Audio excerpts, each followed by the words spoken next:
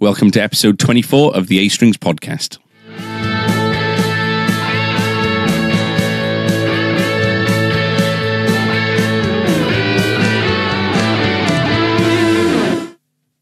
We had a whole discussion before that. It took us about 5 minutes to introduce the podcast because we thought we'd try and do something different. We discussed close harmony singing. Yeah. Tom. We tried to trick Tom into... Yeah. Didn't work. No. We're back. We're back. Summer vacation over. Is that an American accent I detect? It's what gave you that idea, right? It's like, yeah. See how we had a couple of weeks off while you were away? There was an idea to do a transatlantic podcast. But you were having a good time. Technology and time zones and Will got in the way. Who's Will? So it was a fairly active couple of weeks while we've been away. We've had quite a lot of stuff in. Had a humongous delivery of Stratocasters. Yeah. A lot of which have gone, which has surprised me. Yeah, it's been really good. I think we've done a few plays this week already. We had another Buttercream Strat turn up this morning. Yes. But what else is coming? The classic vibes. Yeah, the new classic vibes, which are very, very cool. Yeah. A couple of really cool offsets. I can't remember. Well. Yeah, the Jaguar Ventira. I'm not sure if that was in by the Ventira Jag and classic vibe jazz. They're all in. We've had our Mustangs back, which are brilliant. I want my Mustang. We haven't had many tellies through. No, I think. And we've had tellies going, so we're going to be. Tellies on the next wave, I think. Yeah. Something big in that delivery as well, which we've been waiting for ages. Kind of, we started talking about custom shop stuff back in, I think it was March or so, wasn't it? Yeah, I think that's when we took the plunge, wasn't it? Yeah. And I had a call from Jay, who's the Fender Custom Shop rep. I think it was literally about a day or two before I finished for holidays, and he said that we're on the top of the list in Europe for a David Gilmour Stratocaster. Yes. And it's strange that with the David Gilmour Stratocaster,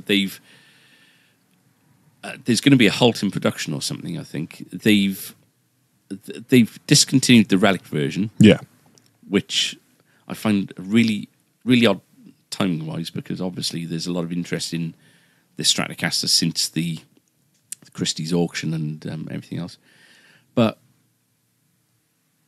as we know with custom shop gear, the Relic stuff seems to be in high demand, doesn't it? Yeah, it does. Yeah. And in actual fact, the people that we've spoken to about the guitar in the shop, and seeing that we've got one coming in, they've asked which one we got coming in.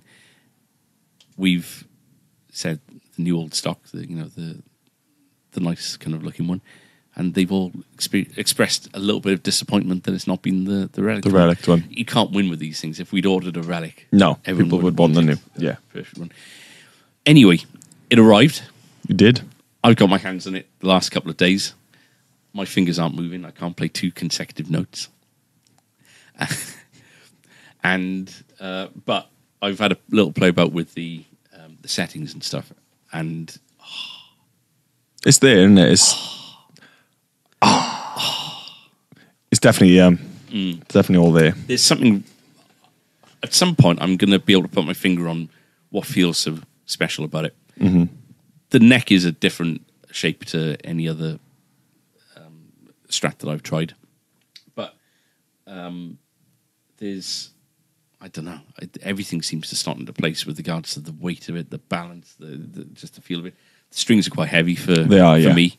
They are. 10 is signature gauge is 10.5 to 48. To 48s, yeah. So Anyway, we're going to talk about that a bit later on. Yes. What else happened? Well, you were away.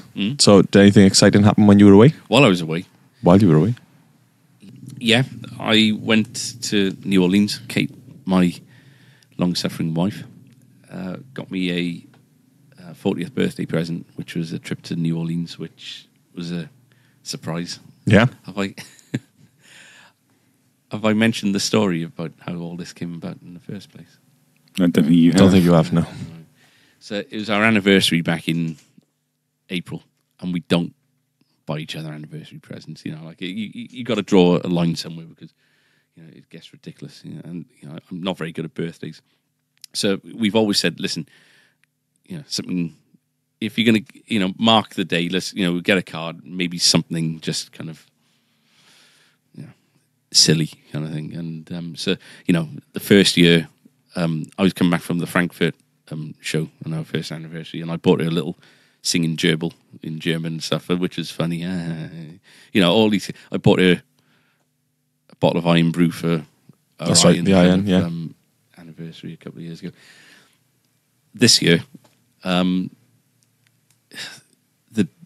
in April, because you got Easter, nearby, and this, you're still getting over Christmas and all these things, it kind of creeps up and unexpectedly. So the week before, it was on a Saturday this year, and the Saturday before, Kate said, it's Copper anniversary this year, by the way. I went, oh, okay, right, fine. And I thought, I'll have to find something copper, like a bag of pennies or something like that. And the week went on, and it got to Friday. I thought, I haven't got anything.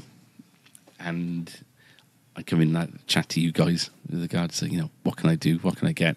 You both kind of looked at me blankly. I had no kind of inspiration there. So we've been watching a lot of Inspector Morse and Endeavour, which is the prequel to Inspector Morse. Right. And I thought, do you know what? If I was a good husband, if I thought, far enough in advance, I could have maybe written off to ITV and seen if I could get Sean Evans's autograph. Sean Evans is the new Inspector Morse, Endeavour Morse.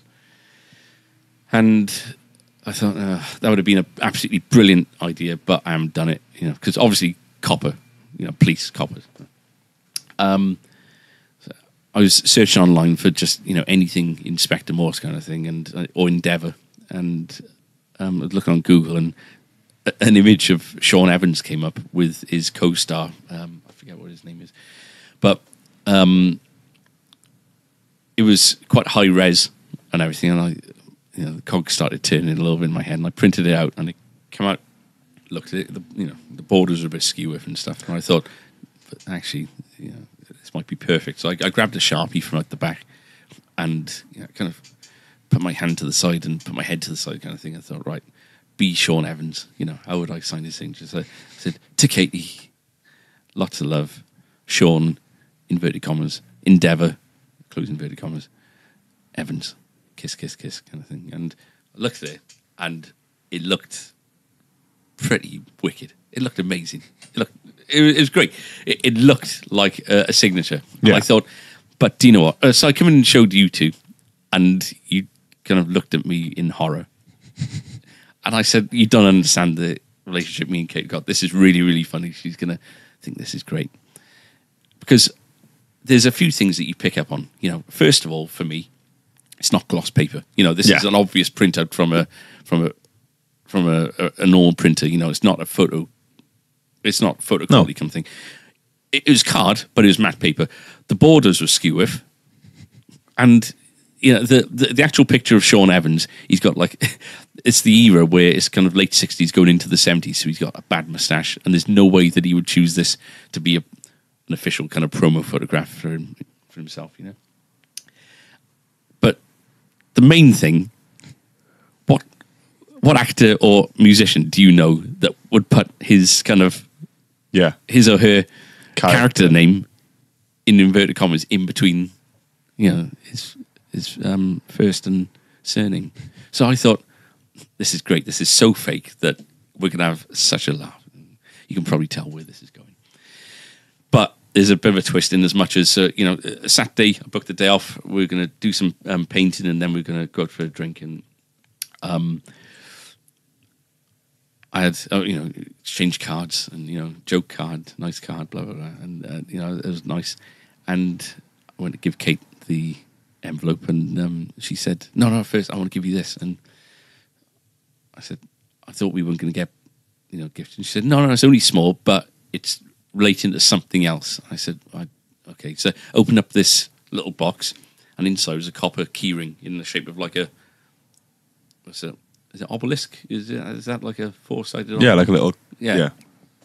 And on the one side it said, "You and me." And you turn over and it says, 20th of August, 2019. You turn over again. It says Queen. Then it says on the other side, New Orleans. And I'm kind of shocked. You know, first of all, I'm just, what? I said, okay, what's this all about? She goes, we're going to New Orleans like that. And I said, for your birthday. And I said, oh,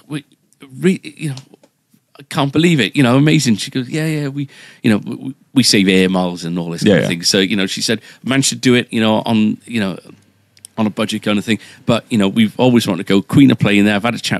She had a chat with Pete and managed to kind of get us some tickets and stuff. And we're going to New Orleans. I said, oh, amazing. So we were talking for about a minute about, logistics and, we'll do this, we'll do that. And she said, what's in the envelope? And I went, it doesn't matter. It's just a bit of a, it was a joke and it's nothing. After this, I can't give it to you. And she goes, no, don't be silly, just give it me. And so I give her the envelope and she pulled out the picture and she saw what it was and she went, ah! And she looked at me and tears started welling up in her eyes. She goes, this is amazing. This is the best present I've ever. I love Sean Evans. Oh, I can't believe you got it. How do you manage to do this? And she gave me a big hug and a kiss. She goes, oh, that's amazing. And she took a picture of it with her phone and she put it on Facebook and she told her parents and told her friends, all this kind of thing. Yes, she did. And basically, I had a very, very small window of opportunity to say, wait before you get too excited. It's a big fat lie. It's a forgery. I couldn't. She acted too quickly. I had nowhere to go with it, and so for the entire day, I was living a lie where she was giving me false praise. Well, not false praise on their part, but she was praising me for being the most thoughtful, kind of thinking out the box, wonderful kind of husband there can be. And in me brownie points with the in-laws, and had lots of likes on Facebook. And I just had this sinking feeling in my kind of stomach. My stomach went upside down, and I was basically lying to her all day. She said, "How did you get it?" And all I could respond to is, "Oh, just internet." So we went out for a drink in the evening, and she, we were having a nice kind of chat, and she said, "So, how did you get the picture?" And I said, internet. I still couldn't think of anything better. She goes, oh, right, okay. Because I only told you about it last Saturday. You didn't know it was our copper anniversary until a week ago. So how do you turn around so quickly? And there was about 3 or 4 seconds worth of eye contact. And then I just looked down at my feet and she said, she tapped me on my leg and, I had to look at it and she said, is it a fake? And I couldn't answer. All I could say was, Kate, you just didn't give me a chance to explain what the present was about. And she goes, yeah, right, okay, I was a little bit of an idiot to think it was a genuine thing. I got to go to the toilet. So she left and she went to the toilet and I think she had a little bit of a cry. So basically, the 7th wedding anniversary was a bit of a... Well, I let myself down. And so we're fine about it now. We've been to counselling and we've... No, we haven't been to counselling. But we're fine. That's how strong we are as a couple. Yeah. Her parents still don't know. And that's the way it's going to stay. But I have ruined Endeavour for her forever. She doesn't want to watch season 4, which is really disappointing because I was really getting into it. So I've got some making up to do that. But anyway, cutting a very long story short, the whole, I wouldn't say the holiday was tinged with guilt because we got over that kind of thing, but I do feel like I've got a lot of making up to do. But that's how that's why I was kind of faced with entering the holiday, and it was brilliant. Good. Went to see Queen. and they played just outstandingly. Yeah, I've never seen.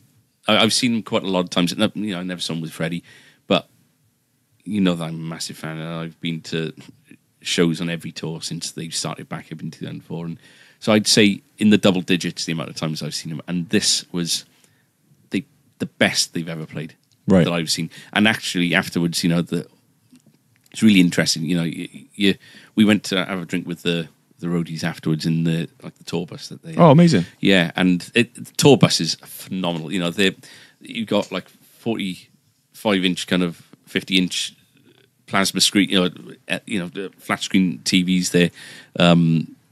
You've got cocktail cabinets and ice fridges, and it's just it's got to be tough to be on the road for 8 weeks or whatever it is, but if you're going to do it, you're going to do it in style. They got PlayStations hooked up and everything. It was just amazing. But after the show, Pete told us to meet us in a certain place after the show. It takes him from the last moment, from the last chord of the last song, it takes him 35 minutes to pack everything up and kind of... so basically he puts everything in flight cases. Obviously takes the valuables with him. Yeah. And then everything else is just pushed onto the lorry, ready for the next show. So he's got it down to a fine art. Yeah. He packed up the guitar and stuff, and he met us afterwards, and we were having he arrived, and then drum tech arrived, bass tech arrived, and lighting, sound, all these different, and they're.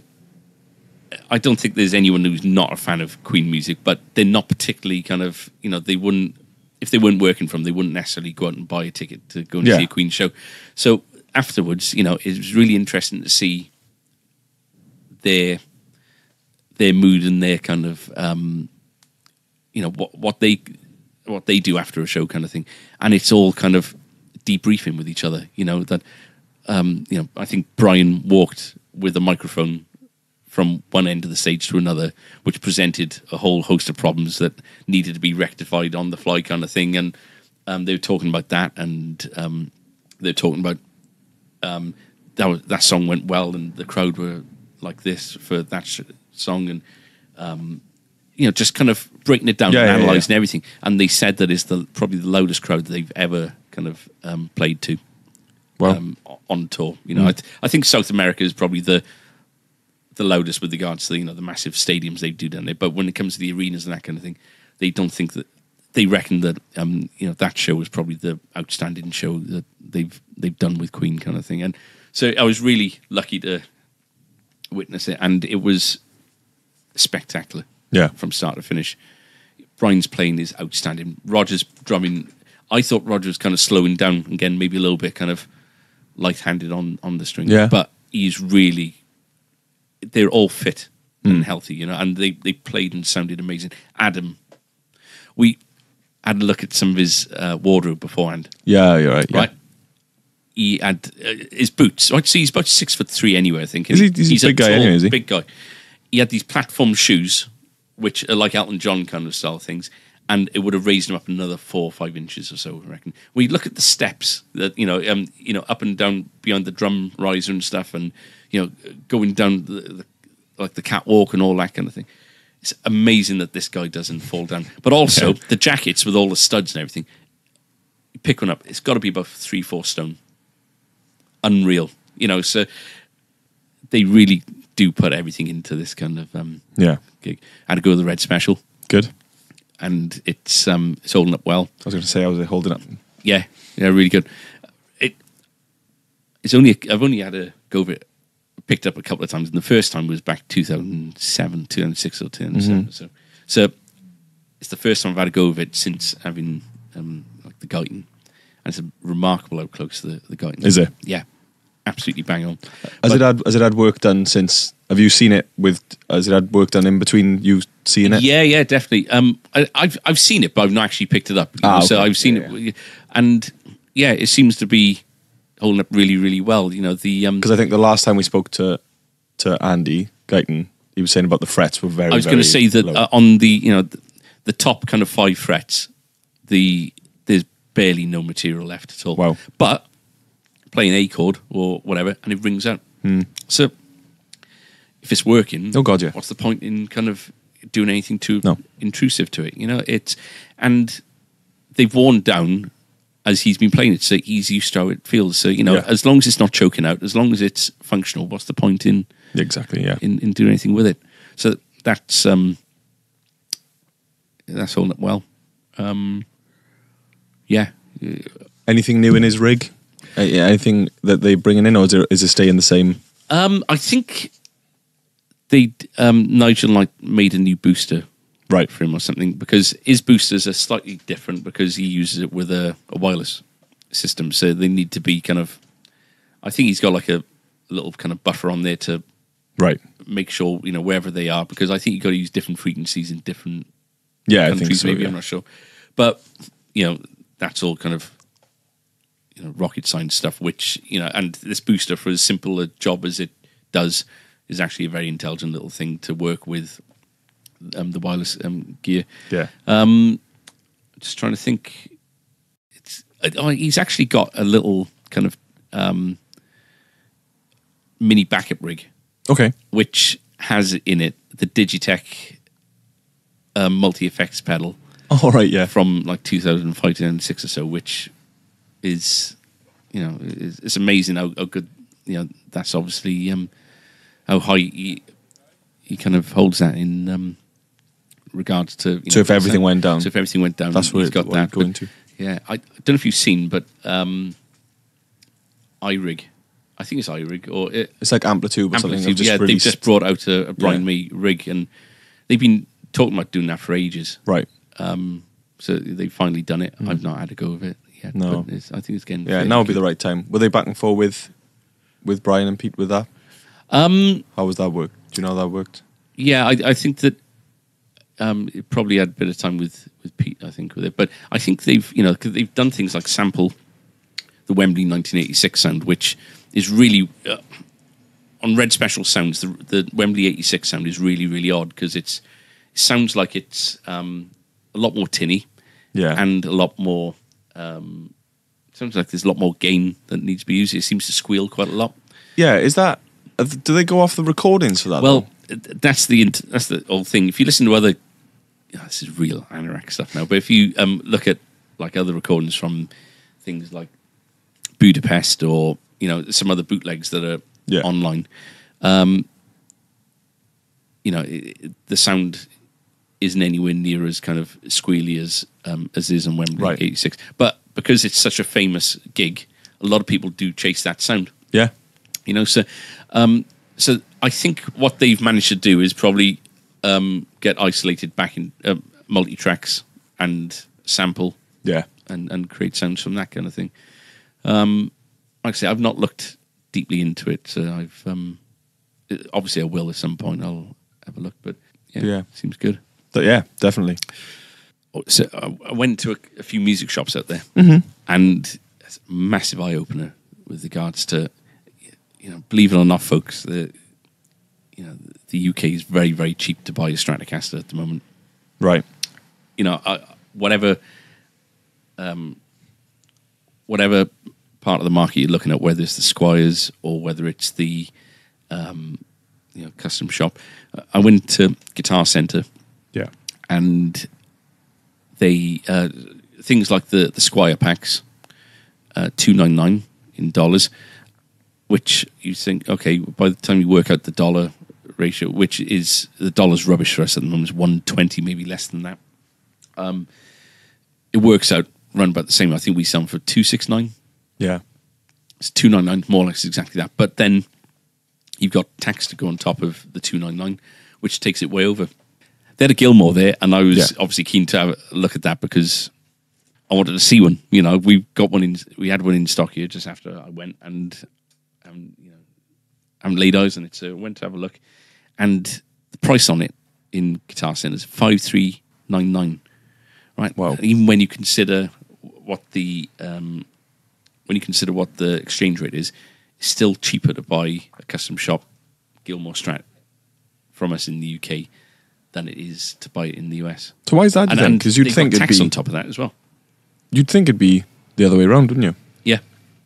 I don't know. You know, it's from a retailer's point of view in the UK, it's great because, you know, historically people would go to the States on holiday and then bring back a guitar because it used to be dollars for pounds, and that's that. But that's not even dollars for pounds. You know, we sell it for 4,329. Is it? So, yeah. And you know that's 5,399. So you know, even if it was, yeah, it's just ridiculous. Yeah, it's absolutely. I don't know whether they're expensive or whether we're cheap at the moment, but either or, you know, it's you know, maybe a little bit reassuring for folks to know that, you know, it's an expensive game everywhere. Yeah. So with guitar shops over there, anything that you found really different to how they are to how we are? Was it very much the same? It's very similar, you know, like Did you get a friendly welcome? you do, you know, I went to this one place, right, and I think this shop was literally somebody's old collection that they just opened up a shop. Oh, wow. And he's decided to put things in. And while they've done that, they've decided to kind of do a little bit of trading as well. You know, like, you know, if somebody's got, you know, something decent to try and sell used, you know, they'll buy it in and, you know, do a commission sale. So the centerpiece of this shop was a $60,000 52 Telecaster. Yeah. Which I brought. I think I sent you a picture of it. Yeah. So there were things like that there. Lots of apparently things like Super Deluxes, Vibrolux, and Princetons, all that kind of, you know, 60s, 70s kind of Euro amps. They're really, really sought after out there at the moment. Yeah. But any British amps? Yeah, I saw some Vox, saw some Expensive? about on par, really. You know, the thing is, with things like Vox, you know, it comes directly from China or China. Sorry, it comes directly from China or Korea or wherever, you know, wherever they're kind of made. And so to get them shipped there is probably exactly how much it would be to get them shipped to us. And, you know, Korg being a Japanese company, so I think that they're pretty much on par. I didn't see any. I did see some Marshall. I didn't, but it seemed to be outdated stuff, Right. or maybe models that we don't get over here. I'm not sure, but I tell you something that really did make me think a bit was that not one of the shops, you know, and this is Guitar Center included, but you know, went to quite a few of them. Fender dealers, Gretsch dealers, Gibson dealers, you know, all the big brands, but they don't hold the stocking commitment they should. You know, in as much as if we want to be a Mexican dealer, we need to have a good selection of Squires and everything up to the Mexican stuff. You need a good selection of that. If you want to be American dealers, you need a good selection of all that and of the Mexican stuff before you can get to the American stuff. You know, you've got to. You know, sometimes we run a little bit under, sometimes we're massively over, whatever. But a job of the rep in this country is to come in and make sure that we've got what we're meant to have on the wall. Yeah. And, you know, there's some shops there, and I noticed it, you know, last year when I went to somewhere in the Netherlands. They don't hold what they're meant to have to be a dealer, you know. So, you know, I do feel that it's something that we're really kind of under pressure. It's good. I think it's good to have the dealership requirements because it stops anyone from. Yeah, and you know we've always got the selection there to offer people, but you know they do what they want out there, you know, and it's yeah. So I don't know if it's a good thing or a bad thing. You know, it's a lot less pressure on them, but you know, for example, you know we've had loads of Stratocasters in this last 2-3 weeks, so and we've sold loads of Stratocasters. You know, it goes to show if you got it in, it's going to go. Yeah. The XT's arrived while I was gone as well. Have you tried any? Yeah, so we had the 2 sample sets through first, didn't we? Yeah. So there's a set on an acoustic and Which acoustic? my acoustic. But there was reason, apart from being greedy. The Paradigms were on there before. So I've gone from the Paradigm set to to these. They're a dark set, tonally. Really? Mm. Okay. Yeah, quite dark. And we thought we would put the electrics on a gigging guitar. So your gigging guitar? No, it's not mine. No, so Chris has put the electrics on his Les Paul, and we've been using that live. Do you like him? And I think he's going to be changing over from NYXLs. NYXLs to them. Ah. Yeah. Probably not what they wanted. Probably wanted him to change from maybe Paradigms or Elixirs. Or Well, I think there's Paradigms on his PRS, which he'll be changing over, I think, as well. Really? I think so. So, do they feel like an NYXL? They feel Tension wise and all that kind of thing. Yeah, they feel really good. On the Les Paul, they feel really, really good. It doesn't feel like a coat in so much. It feels like the wines are finer. Okay. That's what it feels like. Yeah. It doesn't, they don't feel slippery or slick. It just feels like the wines are, tighter together or finer, which I know they're not. It is a coated string. But no, they feel great. And, Chris is actively trying them. Yeah. Well, you're gigging loads at the moment and standing up to the rigours of touring life. Yeah. Guess he's packed down to 35 minutes. No, he doesn't. He's way slower than that. But we've had all them strings delivered. You won't find them on the website, but they are in. Yeah, we're going to get so talking of websites, it's getting crunch time now. We got the new site going up very, very soon. Yes. Tensions are running high in the A Strings house.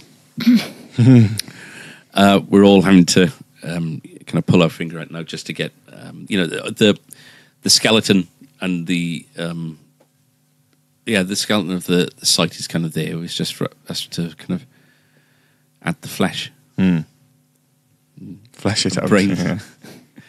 But, so as we mentioned before, a big it's going to be focused on the blog.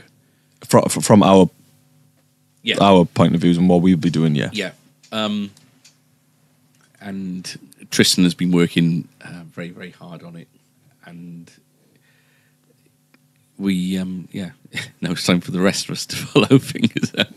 So there's a few things that we've had in recently that hasn't made it to the new website because it's been all hands on deck with regards to the new one. So we'll have the launch of the new one very, very soon. Yeah. And we're having a chat thinking about maybe doing a live, not a live video, but like a kind of filming the podcasts, because that seems to be a thing. I don't understand why it is a thing. I know. But people sat in a room. But no, it's it seems to be very popular now that video people video like to watch you podcasts. talk. Yeah. I don't think they're going to like to watch us talk. With some of the gestures we throw at each other. Yeah. You'd have to put your trousers on. I'll have to put my trousers back on. Maybe we won't film it. We'll try it. Yeah.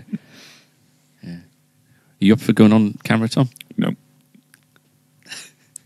Tom is the voice behind the camera. Please, can we have biscuit news? Yeah, you'll be surprised. Is there a special jingle for surprise biscuit news? Biscuit news? Just an inflection at the end. Yeah, it's like that thing on Alan Partridge.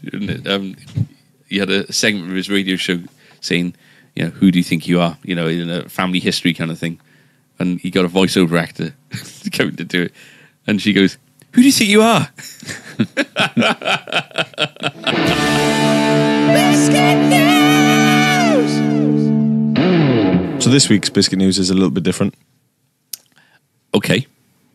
Because we're reviewing a biscuit tea. The stuff that Steve gave us. Yes. Amazing. So it is. I think he listens now and again. So, how are you doing, Steve? I missed him last time he came down. I think I was skiving somewhere. I can't remember. Somewhere. But so this is the York. So we got it wrong, didn't we? We thought that they were tea-flavored biscuits. Yeah. Biscuit flavored tea. So it's Yorkshire tea. And I it's have my called tea black. Biscuit brew. That's easy then. So Tom's done a proper teapot. He's got a proper teapot and everything. So We've been brewing it. I like my tea like my Gilmore guitars. Oh, Tom! How?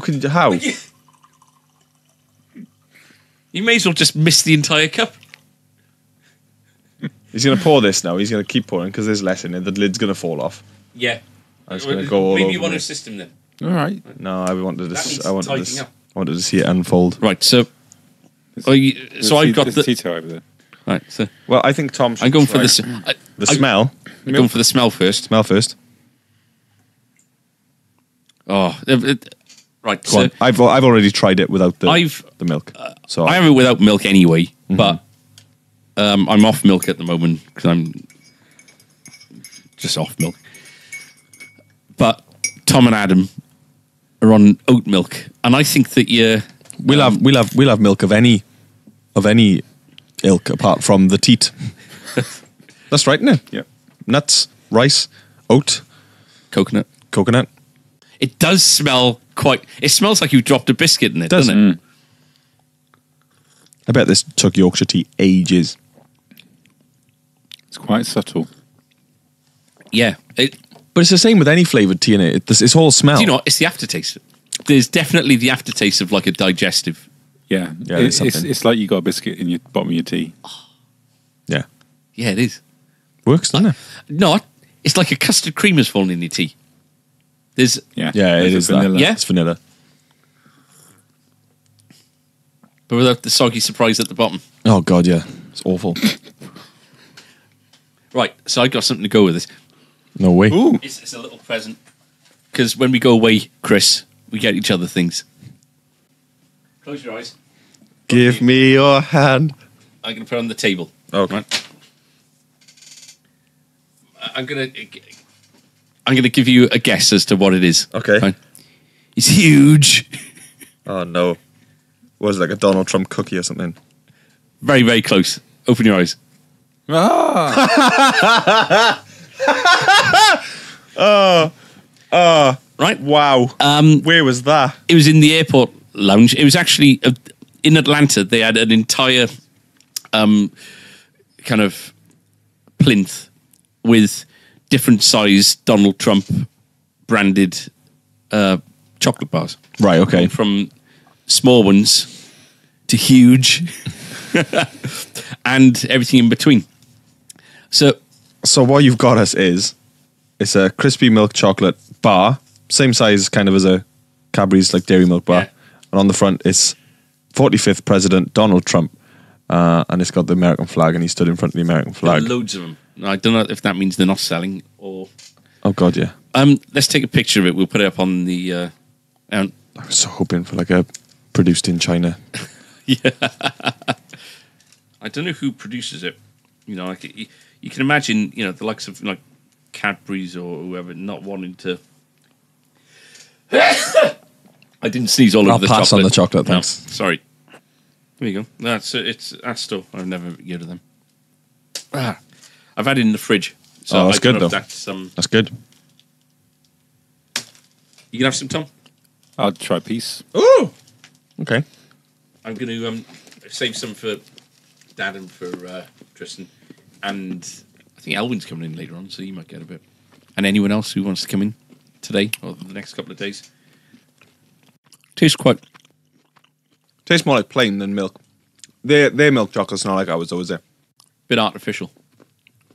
Much like the... No. Let's not get political. Oh, so we stayed in New York for a couple of days on the way back. And I found out where Facebook's New York offices were. I found out where Mark Zuckerberg lived.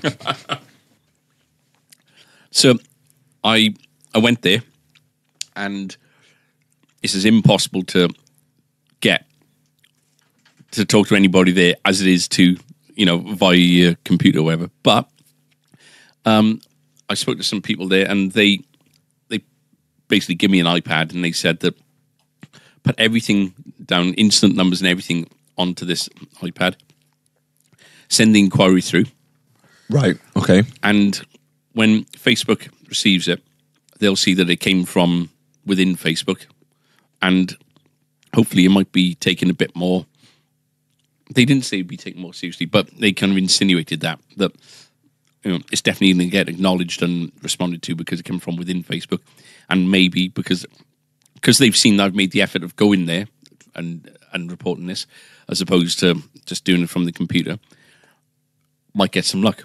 So that was last Tuesday, and I've not had anything back yet. I've had an acknowledgement. Oh, that's good. To say that, Yeah. immediately to say that it's been acknowledged and that I'll definitely get a response, but I haven't had anything back. Now, 8 days have passed, and I don't know whether that's a positive thing or negative. I don't know if it's positive because maybe it's been looked into and they're trying to sort it out. Maybe it's negative and, it's just, we can have as much luck as we've ever had. But, they seem to... I told them what the situation was and how I'd kept on trying and, what we'd been up to, trying to resolve this and all the rest of it. And they seem to think that, it's something that can be resolved to the point whereby, the guy I spoke to said,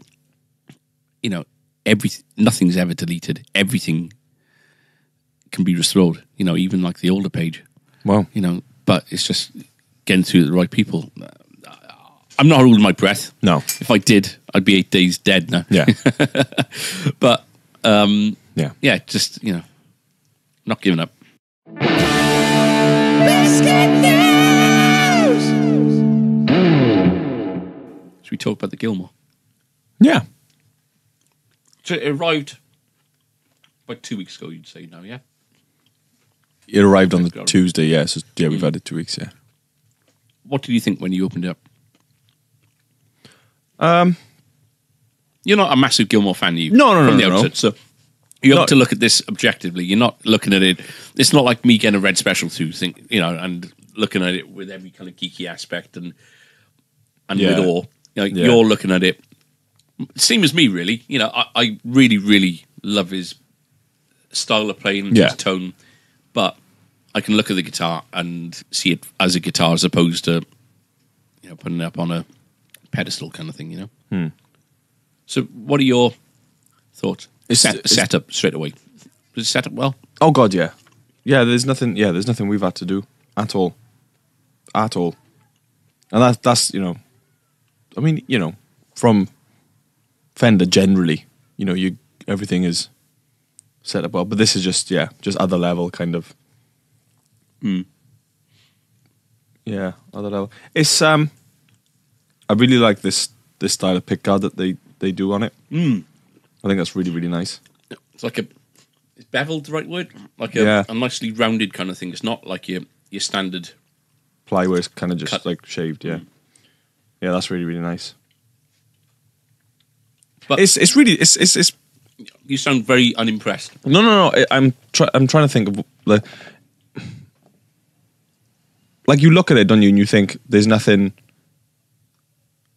If it had been relict, I think you can kind of understand. Okay, there's been people that have been sat there and aged it and done the work on, all that kind of stuff. And I know it's a small team of people that have put it together, but it's very. I just think it's very difficult to. I see a black Strat. That's the Right. thing. I think. How about you, Tom? If you could put that face into words, that'd be lovely. Thanks. So, you went in when it arrived, No. but you were. So were you the one who unboxed it and Yeah. right? Yes, I mean, it feels special. With the case is lovely, and You get like the cable, the DVD, the smell. the smell of the case. Is it a nice smell? Yeah. Formaldehyde. Yeah, I mean, you can see the quality, you can feel the quality. So I picked it up yesterday for the first time, Yeah. and I've just, as I mentioned a little bit earlier, when we were doing the sound check for the podcast, I played literally like 3 notes because that's as much as my fingers can do. But I thought it felt special to me. Okay. I really did kind of feel like that kind of aura of the balance and the weight of it just felt beautiful. The neck feels different. So I don't like gloss back necks, and I even find things like the American Originals, which is kind of top end Fender that we've done up to this point, which have the kind of gloss back necks, a difficult thing to get used to. But I don't know whether it's the type of lacquer or it's been finished, or whether it's just that with the shape of the neck. I just found it a real kind of inspiring guitar to have on my lap. Oh, that's cool. Sound wise, I think that it sounds. Oh, sound wise, it's great. Yeah. That little, you got the little switch. What does that do? That engages the. Puts the bridge and neck into humbucker in, doesn't it? I think. Right. Okay. Yeah. So think that's what it is. When I had that on the bridge setting, and I think with the button up, I'm thinking that's just your lead sound. You know, is kind of distorted lead sound. You know, Yeah. it was beautiful. We've got it plugged into a Bass Breaker 30, which is going to give us a good kind of saturated and clean sound. Yeah. It's obviously not Gilmour setup, but I think that. Do you want to give it a little Yeah. little whirl? So what pickup setting are you going to start off on? Are you recording? Yeah. Bridge pickup. All of that was recorded. Bridge pickup. Mini toggle down.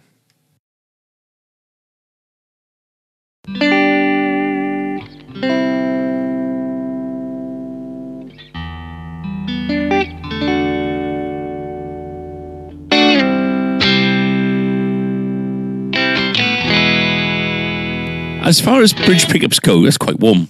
Yeah. You know, you've got the kind of glassy kind of sound that you want, but it's not shrill like a lot of. No. I'll put the toggle switch up. Same thing. So this is down. And this is toggle switch up. Oh, that's nice. So that's that, isn't it? That is that bridge pickup kind of. Yeah, but it's gone darker. You know, in actual fact, well, that's the humbucking thing, isn't it? You've added the neck into it, but you got a lot more mid kind of frequency there Definitely as well. more of a mid honk there, isn't it? Yeah, So that's bridge.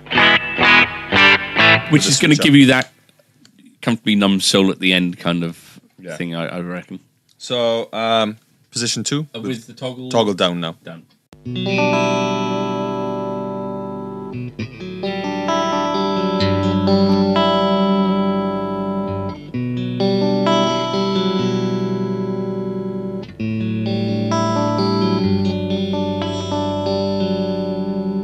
Switch up.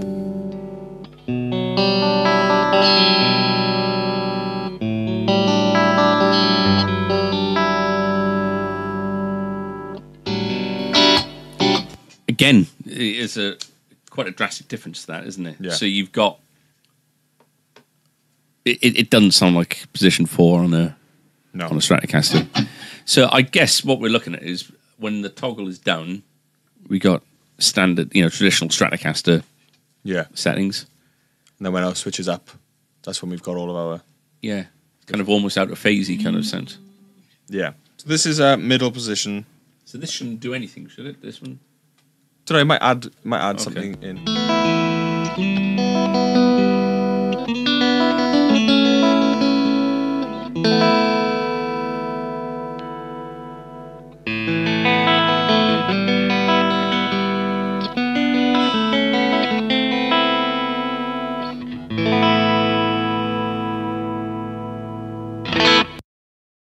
I reckon, to me, when you got the toggle up on all these positions so far, when you got the toggle up, it's much more of a useful tone to have with a real saturated amp for soloing. Yeah. Because sometimes a Stratocaster can sound a little bit too, to my ears anyway, a little bit. Too brittle. Yeah. Yeah, Too and harsh. kind of squelchy kind of thing. When you get that, when you start. Oh, when you're adding in gain, yeah. Yeah. Definitely. And Definitely it can does. get too messy. So it's basically that switch Yeah. is excellent for your solos, I think. So this is middle and neck together. Where's the button? We're down again. So Okay. it'd be normal first Yeah. and then.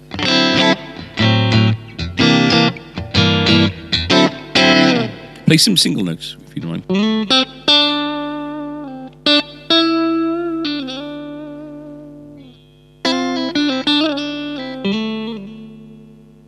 Click it. Yep.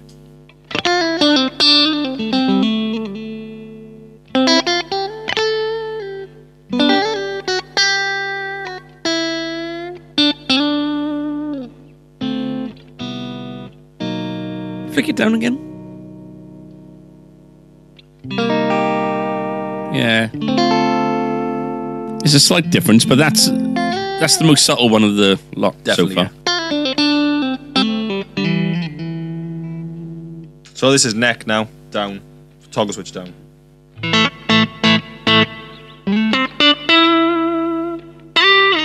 Ah!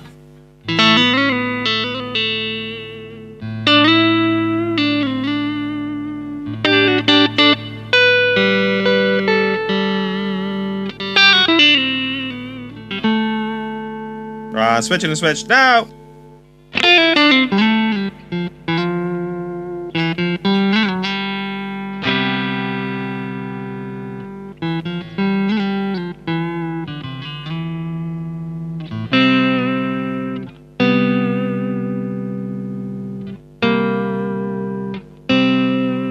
I think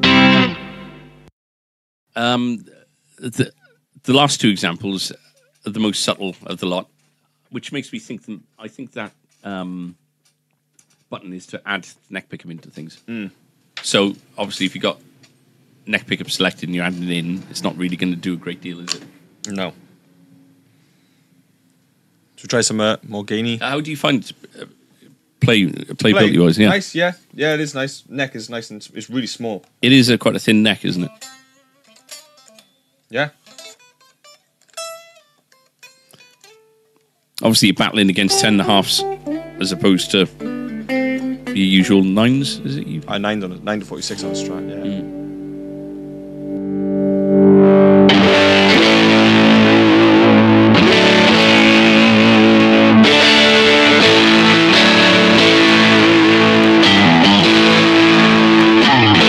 You can hear what I'm saying with that kind of where it kind of squelches in to each other. So that's the switch. That was the switch down. Obviously, I'll do the bridge again, switch up. So this is switch down first.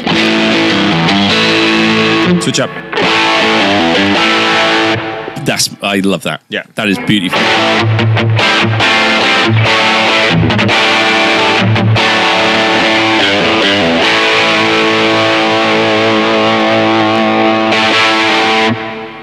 Gorgeous. Yeah. Go through the same position. Yeah, Go yeah. through the positions.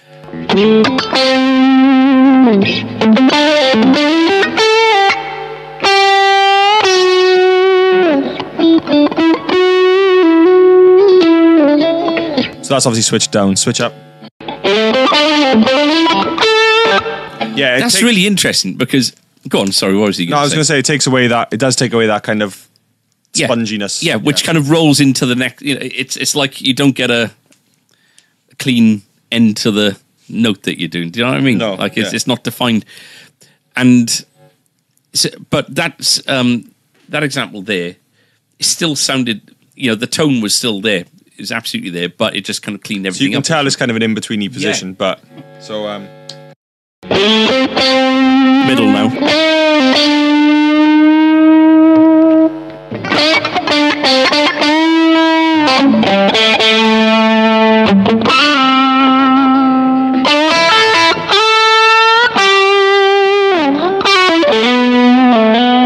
Yeah, cleans it up. Yeah, cleans it up. Now I got the headphones off as well. Yeah. You can hear a bit more. So middle position. This is the middle position with the toggle off or down.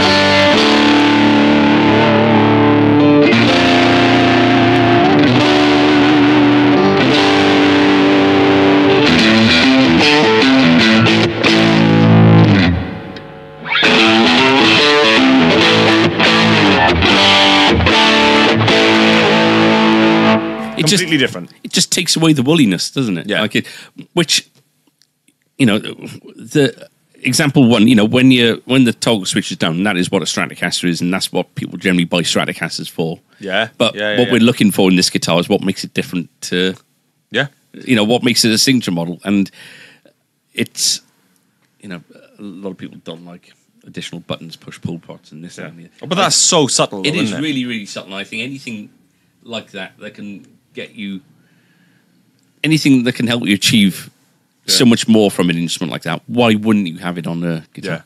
Yeah. So like middle position, like as a standard middle position.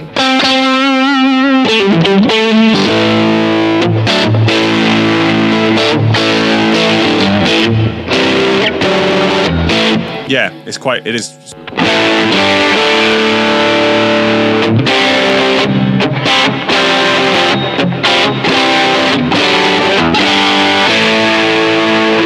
Everything's clear. All the notes are clear in the chords and everything. Signature guitars are they're polarizing thing, aren't they? People either stay the hell away from them or they embrace them. And I obviously like signature guitars, and I've always wanted a Clapton Strat. I'm now starting to want one of these, with how good it sounds. But I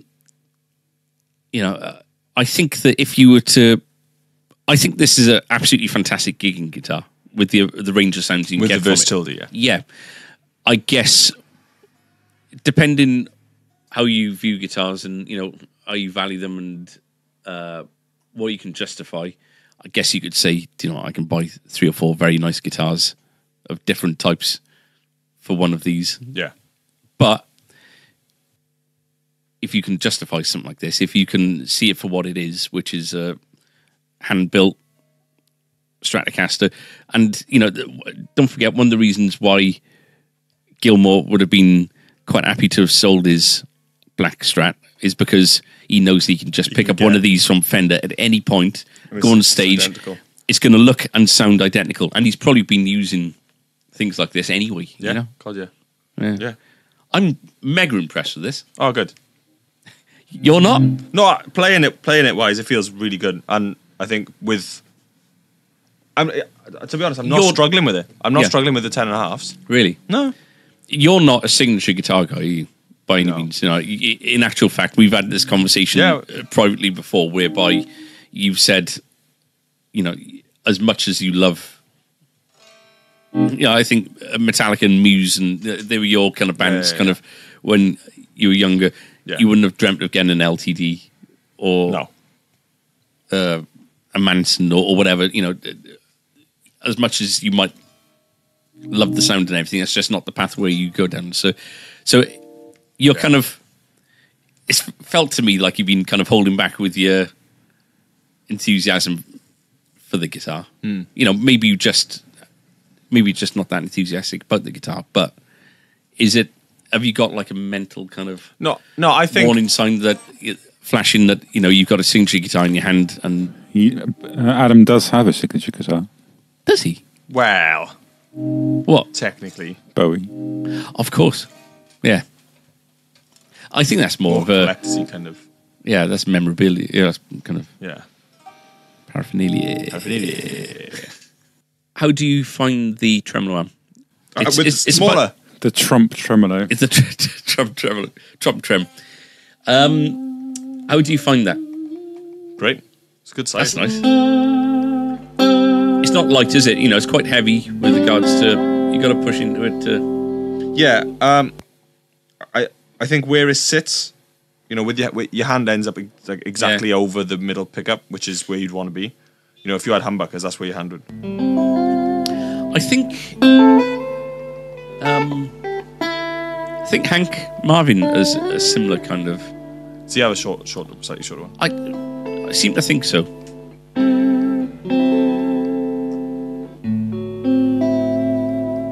Stands to reason that the shorter it is, the more pressure you've got to exert to actually get something to get an effect from it. Yeah, because you got more leverage when you've got the longer arm.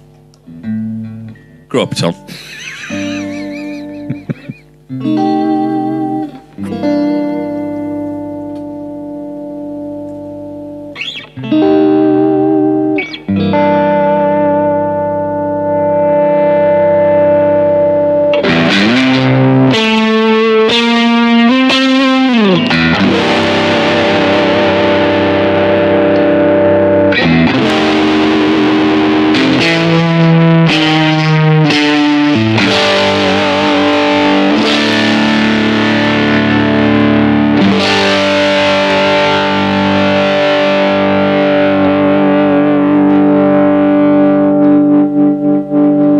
So, It does sound amazing. It feels amazing. not strap locks or anything, no. Nope. No, it's all it's it's completely Yeah. as if you'd picked up, you know. And the case, is it a tweed case or is it just a... What colour is it? Black case. Black case is the custom shop though, so when you open Okay. it, it's green and it's got Oh, nice. it's all like The G&G case. Is it G&G? yeah, but it's got a massive embroidered custom shop logo and it Nice. says the David Gilmour Lovely. Yeah, it's signature. a really nice case. And then all the goodies are with it as well. Yeah. And I think that for a limited time only, there's a Free Strings t-shirt with every David What, Gilmour. every David Gilmour custom shop. Yeah. Black We'll have to check t-shirt. our t-shirt Yeah. supplies. This week only. Black t-shirt with the black logo. Yeah. Oh, It's very it's a guitar to get excited about that for me. Really, really like it. plays amazing. Yeah. It's And that's a nitro maple neck as well, which Okay. can be like you said, can be troublesome. clammy. You know? But yeah. It's got an orange neck, like Donald Trump. There's so much Trump in today's episode. Because there's more to come. Is there? Brilliant. So let's wrap it up. What do you think? I really like it. I think it's very, very nice to play. Obviously this is with, like we said, 10.5s to 48s. So it's a lot tougher than you'd expect, but Yeah. still really playable. I think hearing it and hearing the things that make it different to other strats has really grown on me. Yeah? Yeah. Good. We should have just had some like delay and phaser and chorus and Well, yes, but that's when we're going more. Yeah, you know, I think that we had some sounds there that, you know, it's the thing. It tones in the hands. You know, if Gilmour picked that up, it would sound like Gilmour. Yeah. If Clapton picked up, it'd sound like Clapton. But with some of the pickup settings you had there, it's screaming to be a, you know, if you love your Gilmour sounds, you want to have your Pink Floyd kind of authenticity, you know, when it comes to, you know, playing along with them at home or in a band or whoever, you've absolutely got it within that. But it's capable of doing so much more as well. You know, it is an amazing Stratocaster as well. For me, and it's regardless of what guitar it is, but the more we've been here and the more you try guitar, you know, you play guitars every day, don't you? For me, the key thing, and it you know, it's as much, it's a lot of the amp as well. But if you can play a chord, if you can do,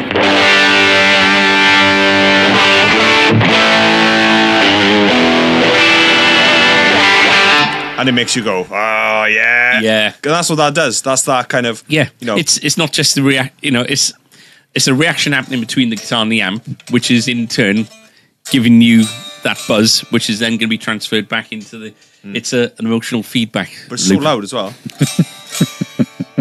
Yeah. Big thumbs up from me. And me, Yeah, definitely. I did come into it reserved. Well, I could tell that from the outset. You know, like you've not. You know, it seems like. But I think going back on the custom shop conversation for me, like we've got a couple of pieces that we've got sort of in our list. Yeah. That we were talking about it last week, but you know they're going to come in, and I'm seriously going to have to Yeah. stop myself. I saw a heavy relic 52 telly. Amazing. Did I? Absolutely amazing. So I think the one that we've gone for, which is the middle ground one, I think it's going to be it's going to be wicked. It is. Speaking of relic stuff, our very own Tom is. He's not that old. Come on. it's not the chair creaking. He's It's showing, Tom. yeah. Tom has experimented with some relicing, and it's looking really, really good. Started off as an accident, but you had to go with it then. How are you going about the relicing process? Are you doing any research, or are you just kind of? I'm doing research. Okay. And the main thing is just where the wear's going to be. Yeah. But then you know, some of the heavy relic stuff, it's just you know, It's everywhere. completely battered. Yeah, and it's, you know, when you look at guitars that have been on the road, you'll find wear in the most unlikely places as well, because Yeah. not everything is, you know, there's no set format to a guitar's life. You know, No. you're gonna have your obvious kind of where your armrest, your buckle rash, you know, down by the jack socket, you know, Yeah. missing the jack socket a few times, and Yeah. you know, the top of the headstock from where you bumped it and all that kind of thing. But you know, Keith Richards and Eric Clapton got cigarette marks at the top of theirs because they're Yeah. smokers, and it's also yellowed. And then you've got, you know, just the odd, you know, where's fallen, you know, where something's falling on it. You know, it's Yeah. you know, and are you going to do the neck as well, or you? Yeah. And is it rosewood or maple neck? It's rosewood. It's a rosewood Rosewood. neck. Yeah, yeah. Dum dum boy, Dum dum boy. dum dum. Dum dum. What we got, Tom? This week's top 5 is songs the CIA have used to torture people. What made you think of this? Don't know. Tom likes his weird internet documentaries. So I imagine this kind of come about by some kind of. Yeah. Okay, so it's not really a top 5. I was gonna These are say- my favourite ones. My favourite torture. The ones I found to be most effective. You know what? Reading about this is actually horrendous. Yeah. The whole thing. But Yeah. it might be interesting. But Tom's taking a light-hearted I look think- at the. playing music like 24 hours, keeping people awake, it doesn't matter what the song is, it's going to sound horrendous. Yeah. Yeah. Years ago, I've read there was an incident in Guantanamo, I think, where there was a song that I'd be interested to see if it's on the list or not. It's number 1. Is it? We'll see. Okay. So, yeah, it seems they pick either songs that are really annoying or it's some kind of cultural significance, so that they might find offensive, or they're kind of Well, like they're opposed to the message of the song type thing.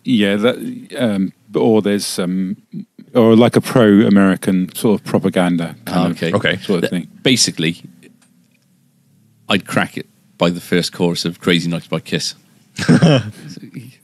No waterboarding needed. Just You would have hated the gig we did in Tresyth then. really. Yeah. So we did. Sorry, Tom. Very quick. We did our first set, and then we took a break, and they had like music in the background. I say music in the background through the sort of tannoy system, and for some reason, whoever it was put on a playlist, but had Crazy Nights on Kiss, but it was on repeat. So by the time we went back on stage, people had heard Crazy Nights about 10 times. You don't do it, do you? No. No. Kiss they're just one of those bands I just don't understand why. But I know that there's a very, very vocal Oh and God, yeah. strong opposition to my tastes. Yeah. I had an incident when I was younger. I'll talk about it another time. I lost a friend, but we're friends again now. Anyway, let's carry on. Let's go. So, Okay, number 5, probably the most famous song Yeah. used for torture is the Barney the Dinosaur theme tune. no way. So what's that? I love you, you love me. That's the one, yeah. They use that in torture. Yeah. Wow. I mean, you can see why. Yeah. Yeah. Just be annoying. I love you, you love me. We're as happy as can be. How does it go then? With a great big hug and a kiss from you to me. Something like that, innit? Okay, you can sing all of them now. Yeah. Between us. So the next It's quite a one, nice song. You know, yeah, can you imagine being woken up in the middle of the night? I mean, they played it really loud if as Kate well. woke me up with that in the middle of the night, I'd be delighted. It kept you It'd be a awake. wonderful show of action. Right, okay. Yeah, maybe not. Okay, number 4 for you to sing is a dirty Christina Aguilera. Dirty. I don't know how that goes. Wanna get dirty. Oh, Right, so this is obviously that thing of A it's sexually kind of. Yeah, so a cultural kind of. That's it, isn't it? Yeah. Yeah. Yeah. So it's where it's kind of. What a good song. Yeah, sexually kind of charged. Yeah. It would, yeah. People of certain sort of, I guess, religions and cultures wouldn't. So- So far, Love, Horny. What's the next one? Babylon, David Gray. That's bizarre. What? So that's I like kind David of- Gray. It's a kind of a religious thing again. maybe. Okay, you know. okay. Do you like David Gray? I listen to some David Gray. White Ladder, good album. Yeah, I hear a lot of his songs. Kind of, he sings them, but I always imagine them like spoken by somebody like Noel Coward. Yeah, Right. if you want it, come and get it. For crying out loud. Number 2, Bee Gees, Saturday Night Fever. Really? Oh, okay. I mean, just that. Imagine that. Yeah. Come on, you got the beard. You start it off. Well, you both got the beards. I'm like the bald one in the middle. And you can tell by the way I use my walk, I'm a wolfman. No time now. But that's where it goes, doesn't it? They stop using words and they just start going.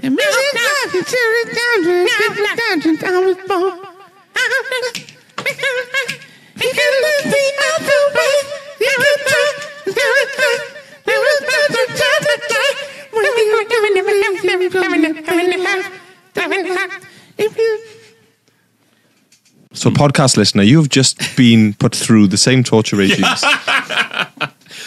What's number 1? Number 1, We Are the Champions. No Queen. way! I thought it was Enter Sandman, Metallica. All right. I've heard stories that the US Army have used. They've blasted Metallica over over sort of areas of conflict because metal isn't a thing. So they thought that they would, they'd disorientate the. they'd be like, "What the hell is that?" Obviously, there's loads that I haven't put on. Yeah, Right. We are the champions. Yeah. What a. They're idiots use that because you hear something different every time you listen to that. You know, there's a different harmony, there's a different text. Yeah, but you know, great. You know, I wouldn't mind being waterboarded while listening to "We're the Champions."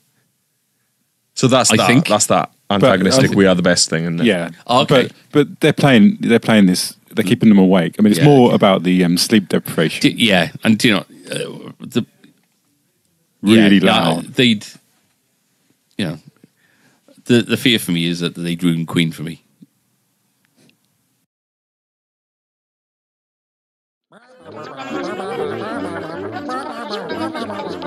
Social media comment of the week. So we've had we've had a flurry of social media comments because we did a little bit of a Hiatus. not controversial video. No. Oh right. just- Oh, yeah. So we did a I think comparison, vintage Yeah. versus Gibson, Because- and yeah, we had something come through, and I had to post a reply to one of them because I can see how it might have come across. So you know, we did our vintage versus Gibson. It wasn't vintage versus Gibson, really. It was, no, you know, different ends of the spectrum, and to give people a tonal test, as Yeah. I mentioned in the reply that I made to this particular gentleman. I think that is it. This the one that you? So yeah, we've got that one here. Yeah. Okay, go on. Yeah, read it. So as Andrew said, it was the vintage Lemon Drop, which is based on the Peter Green Les Paul, loosely. Against, we brought in a Gibson Custom Shop that has the phase reversal, just to give you an idea of this is a guitar 10 times the price of this one. How far away are they really? That was the kind of idea. We did a blind test, and we kept it a secret till the end. So this comment was from Zepp Heads. So if we're going Zeppelin, Jimmy Page probably more than likely is a Gibson fanboy, which we all are. So their comment was, "You guys are probably not a Gibson dealer, and I doubt you ever will be. It's truly tacky, bad form, and very ghetto to do a comparison of a Gibson alongside a counterfeit. And the counterfeit sounds like muddy dung," which I think is a brilliant thing to say. So we found we don't really usually get involved, do we? We kind of let people we don't argue it wanna- out. I think it stokes the fire sometimes to Yeah, it does. respond to these things, but because it was quite a direct, they've been quite specific in their criticism of the video. Yeah. You know, it's not just crap video or, like... Reptile filth. Yeah. It's, they're questioning our kind of... They're questioning our reasons and standards, I guess, with regards to our video content, and so we collectively thought we should post a reply. Yeah. So this is what we said. Thanks for the comment. For the record, here in the shop, we're all multiple Gibson guitar owners. We love them and wouldn't consider letting go of them. As you well know, it's not just one aspect that turns us onto a guitar. How it feels and how it reacts is as important as how it sounds. In this video, we've gone for a simple A-B tone test. Not everyone is lucky or privileged enough to be able to afford a genuine Gibson, and so this video is just an example of what you can get if funds are tight. In this specific video, we have our favourite, and there isn't a right or wrong answer.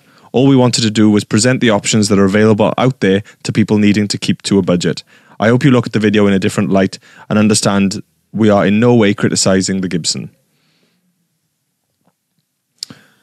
Which is ever so slightly different to the reply that he got from Seymour Glass, which was, vintage isn't a counterfeit. Obviously you own a, in quotation, real Gibson, and when you realise you'd spent £2,500 too much, your tampon fell out. Oh. I think we were a bit more tactful. The art of diplomacy is still... But this is the YouTube comment section, isn't it? It's, and, it's the beauty of YouTube, but it's also where... I think that... the way that he saw the video, I think he's had every right to post of course, like that. Of course, yeah. It's... he's seen it and he's seen red. We do feel protective over things that we feel, strongly towards, know. So, Gibson and Fender are the two kind of two brands out there that, you do get absolute dedicated followers of, and they might, we both own Fenders and Gibsons. Yeah. But, the amount of forums out there, the biggest guitar forums out there are going to be the Les Paul forums and the Fender forums, or Stratocaster forums, whatever. So, so these people are passionate about their subject. So, they've seen that, and let's hope that he saw the reply. Yeah. Yeah. So we got one more. Okay. To wrap up the show. Right. Keeping with the theme. This was a comment on the Fender American Strats, What's the Difference video, which again is a very watched, very commented on video. This is by a YouTube viewer called Donald Trump. Right. Could very well be him, because he does like to get involved in social media. Yes. So this was... Do it in the voice, please. Oh God, I haven't heard him talk for a long time. They're all an attempt to sound like a vintage guitar from the era. Of course, the only true sounding Strat is that... No, I can't do it. I can't keep it up. It's very good. They're all an attempt to sound like a vintage guitar from the era. Of course, the only true sounding Strat from then is the one that was actually built then. Just way too many variations since then. And besides, this guy is a salesman and knows what most people will walk in and buy because of the price tag. So naturally, he will say he likes the lowest price one, which he admittingly says he doesn't even own or play. Hell, just get a little blistered and they will all sound good after a while. The magic is really in the hands more than anything else. It would be like saying Hendrix can't sound like Hendrix without a Strat. I bet he could. There's a lot of things going on there, which it's not a very coherent kind of no, but criticism. Donald Trump, isn't it? Yeah. No, I think in that video I preferred the performer anyway. But, but my Strat is that. Why, from a sales perspective, would you much rather sell a £1,600 guitar? I love the most expensive one that you can buy from us. It's, you're damned if you do, damned if you don't. It's, if you said you preferred the professional, you'd say, yeah, he's never going to say he prefers the cheapest one, which was the best sounding one of the lot. Yeah. Yeah. Anyway, he's going to be, he's up for election next year. He'll be commenting on all the videos then. Yeah. And his chocolate's horrible.